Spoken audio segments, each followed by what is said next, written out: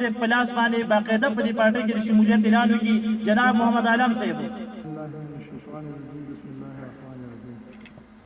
زه د دې خپلو درنو مېلمنو او د دې کلیوالو ټولو شکریه ادا کوم چې دا قیمتي وخت او په دې ګرمۍ کې دلته موږ راغلو او موږ ته ډېرې وکړه، نو د دې موږ ډېر زیات چې دغه وکړو نو دا کمه ده.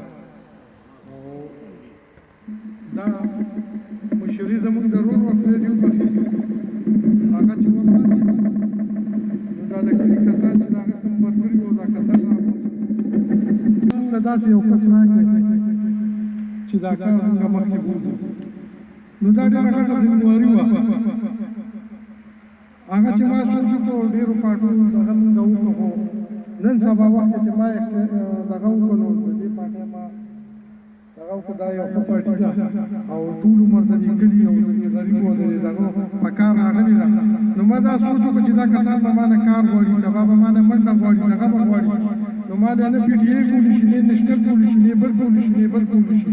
دا ډېره غټه ذمهواري وه، دا زما ضرور وه او هغه ذمهواري دې خلکو ما ته په جمهور اواز ویله، نو ما هم دا پکار دي چې زه د دې په معیارو پوره ورسم او دغه وکړم که نه. نو د خبرو چل خو ما له ډېر نه راځي ځکه چې دا مشري زموږ ورور کړې وه، خو دا ذمهواري زموږ په اوږو راغله.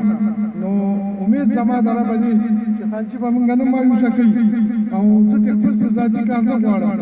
زه چې یو خبر یو اتر وي نو هغه به د دې غریبانان وي، ځکه چې زموږ د کلي ډېر غریب دی. دلته نه داسې خان شته، نه داسې دغه شته، د دې خوارانو به دغه ته کاتي. موږ ته ووایي، موږ بیا ورشو خان ته ووایو یاره موږ چې موږ دې ته پاتې را نه شو او دا موږ نه مایوسه نه شي. نو ما د دې پارټۍ انتخاب کړی دی او د دې ټول کلي او د دې ټولو ملګرو په صلاح مشوره مې کړې.